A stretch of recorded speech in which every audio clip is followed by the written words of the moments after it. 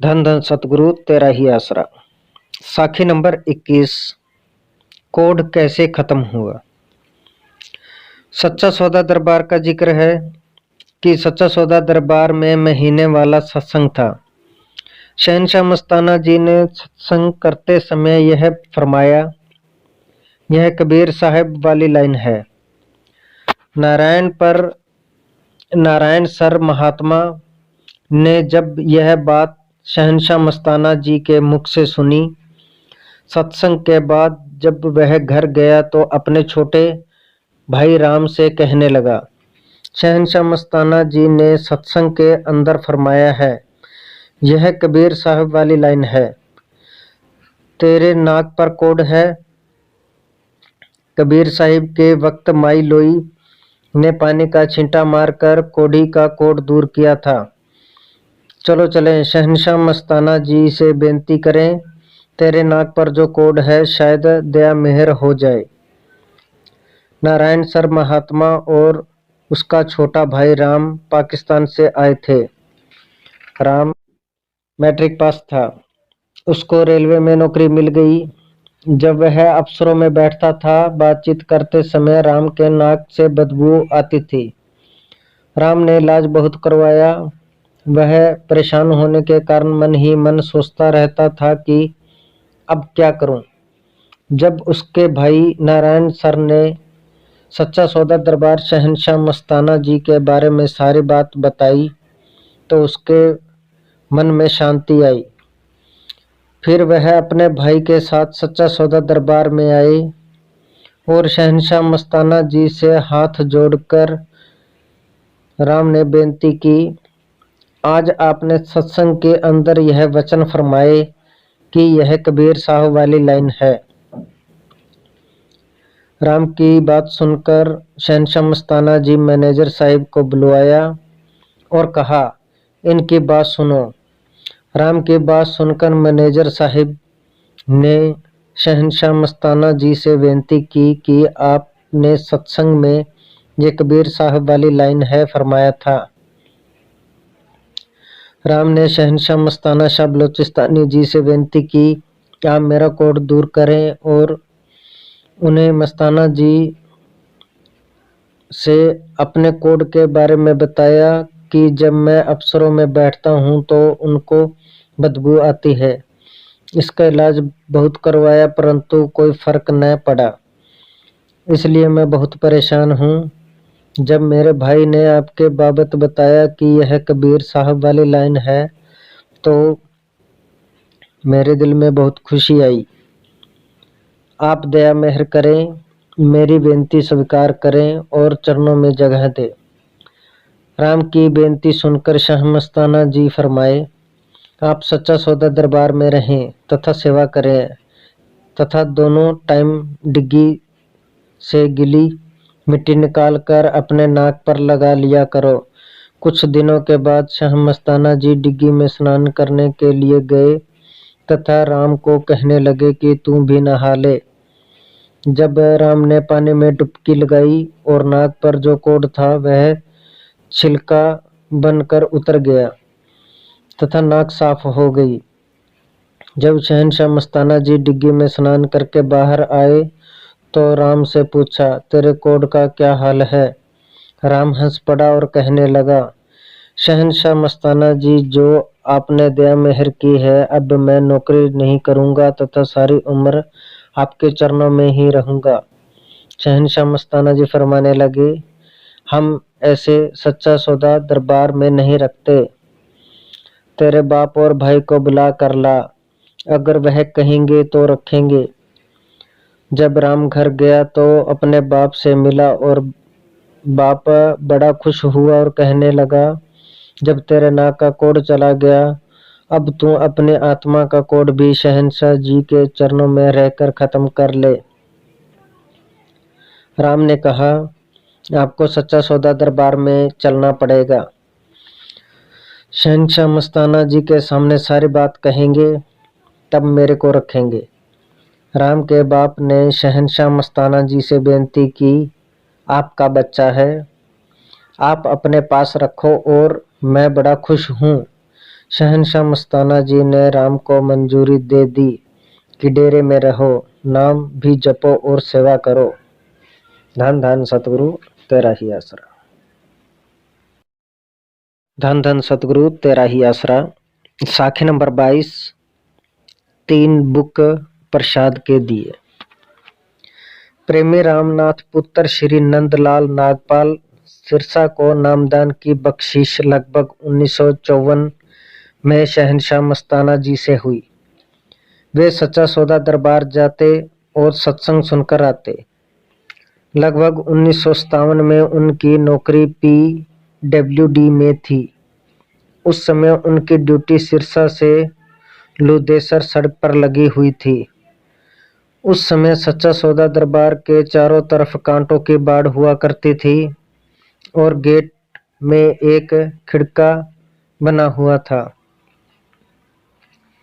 जब वह सिरसा से लुदेसर ड्यूटी पर जा रहा था तो उसके दिल में ख्याल आया कि मैं शहंशाह मस्ताना जी के दर्शन करके ही आगे जाऊं।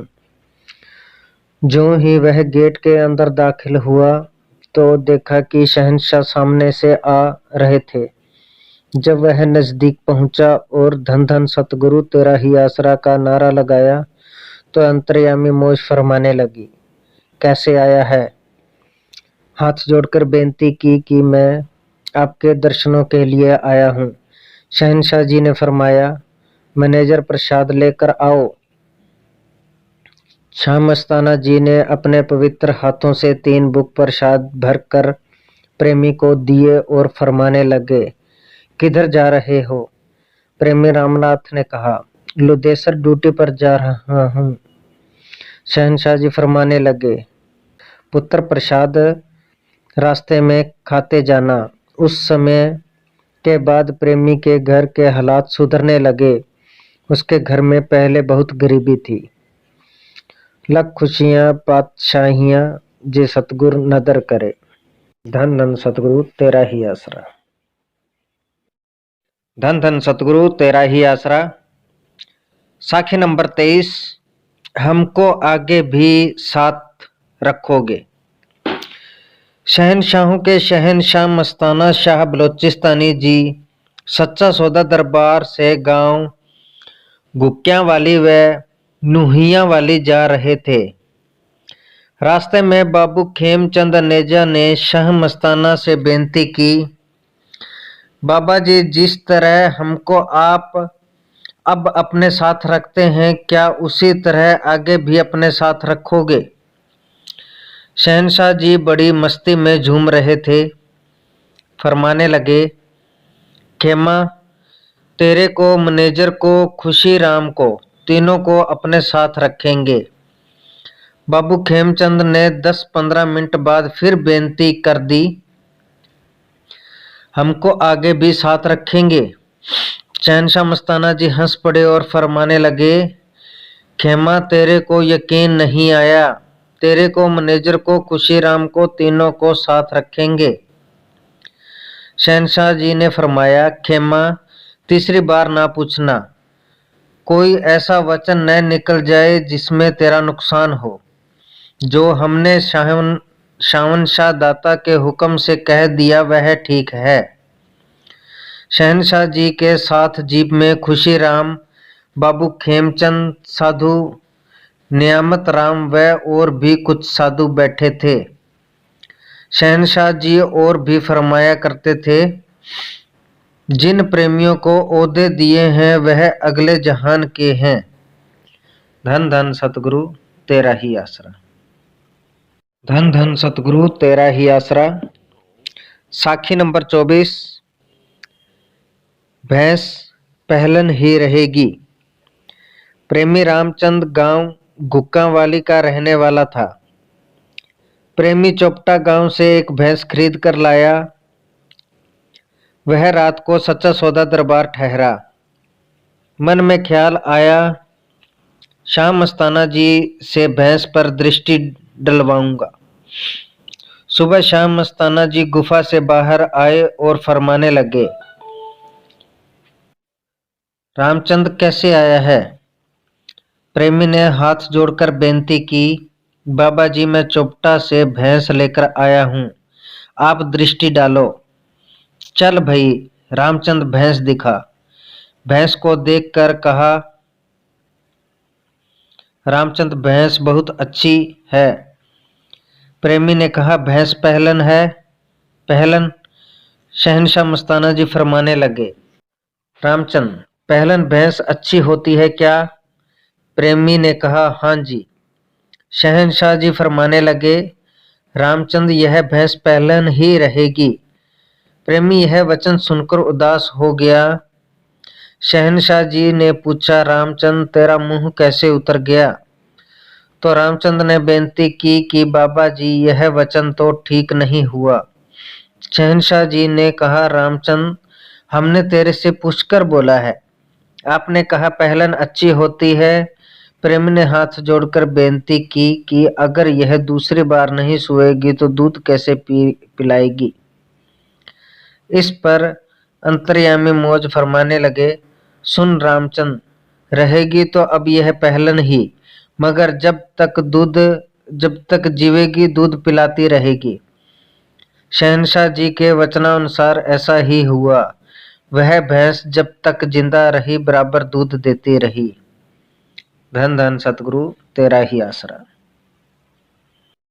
धन धन सतगुरु तेरा ही आसरा। साखी नंबर 25। नियामत राम को हिदायत। साधु नियामत राम को नामदान की बख्शीश परम संत शावन शाह दाता से हुई थी। सन 1946-47 का जिक्र है। उस समय संगत बहुत कम होती थी तथा संगत को बहुत प्यार मिलता था। प्रेमी नेकी राम ने परम संत शावन शाह दाता जी से हाथ जोड़कर बेनती की कि हमें कौन से साधु की सोहबत करनी चाहिए जिससे हमारे भजन में तरक्की हो। सच्चे पातशाह हंसकर फरमाने लगे, मस्ताना बलोचिस्तानी की सोहबत करो। यह हमारी तरफ आप सबको लगाएगा, अपनी तरफ नहीं।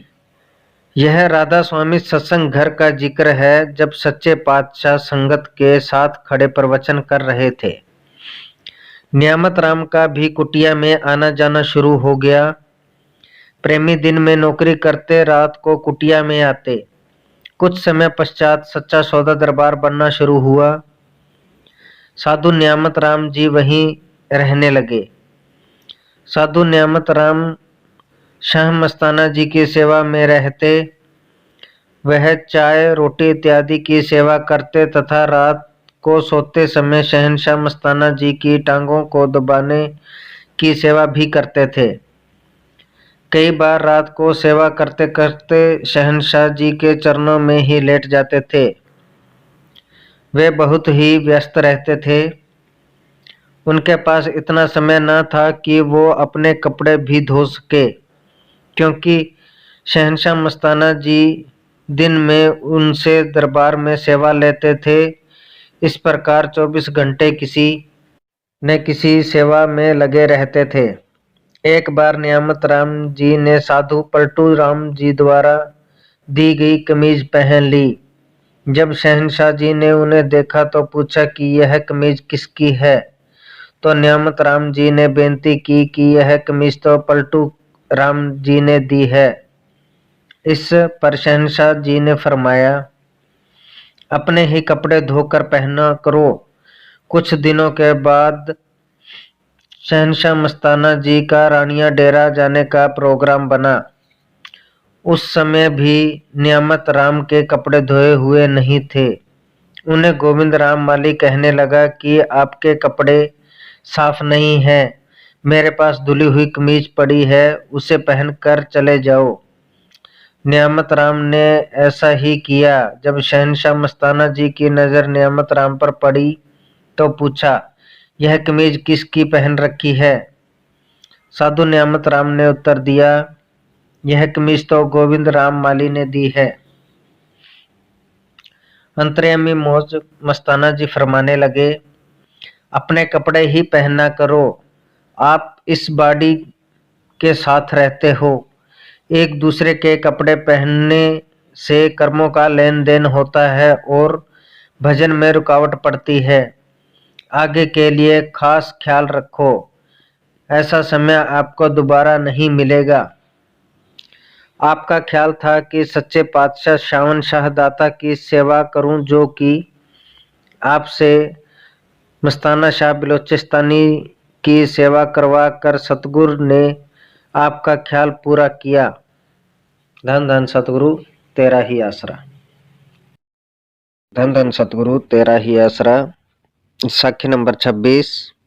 बेरड़क बेधड़क बेखड़क का जलसा। एक साधु जिन्होंने भगवे कपड़े पहने हुए थे, उसके हाथ में पीपा और डंडा था। उसने खुशीराम की दुकान के आगे खड़ा होकर पीपा बजाया, जिससे कुछ लोग इकट्ठा हो गए। साधु ने फरमाया, आज रात को बुत वाले चौक में बेरड़क बेखड़क बेधड़क का जलसा होगा, जिसमें डेरा सच्चा सौदा की पोल खोली जाएगी। उसने और भी गलत शब्द बोले और वो साधु चला गया। खुशीराम को उसकी बुनियादी समझ में नहीं आई। खुशीराम सच्चा सौदा दरबार पहुंचा। बुनियादी इसलिए समझ नहीं आई कि साधु गलत बोलेगा और संगत साधु को मारेगी तथा बदनामी होगी, इसलिए दरबार गया। शहनशाह मस्ताना जी को बुनियादी की सारी बात सुनाई। शहनशाह मस्ताना जी ने फरमाया, आपकी ड्यूटी है जलसे के अंदर कोई भी प्रेमी उस साधु को न कहे, कुछ भी न कहे। जिसको उसकी बात अच्छी न लगे वह अपने घर चला जाए। जलसे के अंदर कोई भी गड़बड़ नहीं होनी चाहिए। जब साधु अपना जलसा समाप्त करे तो उसका हाथ पकड़कर हलवाई की दुकान पर ले जाना और उस साधु को आधा सेर बर्फी और एक सेर दूध लेकर देना। खुशीराम ने ऐसा ही किया। फकीर ने बर्फी खा ली और दूध पिया। वह साधु पूछने लगा, आपने मेरे को बर्फी और दूध किस खुशी में दिया है? खुशीराम ने उत्तर दिया, आपने 2 घंटे जलसा किया, आपका दिमाग थक गया होगा। वह बर्फी और दूध को शहनशाह मस्ताना जी ने सच्चा सौदा दरबार से आपके लिए हुक्म दिया था कि जब साधु जलसा खत्म करे खिला देना। यह बात सुनकर साधु बहुत पछताया कि मैंने जलसे में उसके खिलाफ बोला और उन्होंने मेरे लिए बर्फी और दूध का हुक्म फरमाया है। जब साधु ने सच्चा सौदा दरबार का प्रसाद खाया तो उसका हृदय एकदम पलट गया और कहने लगा कि मेरे को मस्ताना जी के दर्शन करवाओ। रात को साधु बेचैन रहा और सुबह सच्चा सौदा दरबार पहुंचा। शहनशाह मस्ताना जी से मिला कि मेरे को माफ कर दो। शहनशाह दया के समुद्र थे।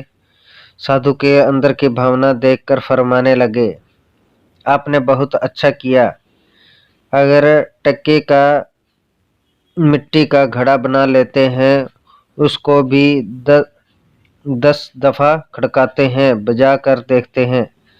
साधु ने दोनों हाथ जोड़कर बेनती की, मेरा दिल करता है आपको देखता रहूं। मेरे दिल को शांति आ रही है। मेरे को ऐसा लगता है मैं आज तक पाखंडी साधु रहा हूँ। शहनशाह जी आप मेरे पर दया मेहर करें, मैं भी नाम जप कर अपना छुटकारा कर सकूं। यह बात सुनकर शहनशाह मस्ताना जी साधु से कहने लगे, अगर आप मालिक से मिलने की भावना रखते हैं तो आपको कुर्बानी करनी पड़ेगी। भगवे कपड़े उतार दो, हक हलाल की रोटी खानी पड़ेगी। अगर आप ऐसा कर सकते हैं तो करो, वक्त जा रहा है। आप अपने मन में सोच विचार करो, फिर आपको नाम दान देंगे। धन धन सतगुरु तेरा ही आसरा। धन धन सतगुरु तेरा ही आसरा। साखी नंबर 27। प्रेमी को मालिक से मालिक ही मांगना चाहिए। डेरा सच्चा सौदा दरबार में शहंशाह जी रात को मजलिस कर रहे थे। खूब मस्ती का आलम था। अचानक शहंशाह मस्ताना जी ने सारी संगत को पूछा, बताओ कौन कौन सचखंड देखना चाहता है? जो चाहता है वो हाथ खड़ा करे। तो सारी संगत ने हाथ खड़े कर दिए, लेकिन एक प्रेमी रूपा बिश्नोई वाले ने हाथ खड़ा नहीं किया। शहंशाह जी ने उनसे पूछा, रूपा तू सचखंड नहीं देखना चाहता? तो रूपा अर्ज करने लगा, शहंशाह जी आप तो यहाँ बैठे हैं, हम सचखंड देखकर क्या करेंगे? हमें जहाँ भी रखेंगे हमारे लिए वही सचखंड है। इस पर शहंशाह जी ने नियामत साधु को पोथी पढ़कर सुनाने को कहा। नियामत राम ने पोथी पढ़ी। जेड़े मालिक दी गली दे भिखारी हन, ओह सचखंड तो भी बेपरवाह रहंदे हन। ओ मालिक तो मालिक ही मंगदे हन, उन्हां ने सचखंड तो की लेना। धन धन सतगुरु तेरा ही आसरा।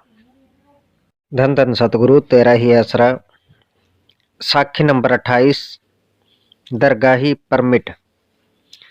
सच्चे सौदे के मैनेजर सरदार गुरबख्श सिंह जी के पिताजी जब सच्चा सौदा दरबार में शाह मस्ताना जी के दर्शनों के लिए आए तो शाह मस्ताना जी फरमाए, इसको कुर्सी पर बिठाओ, यह मैनेजर का बाप है।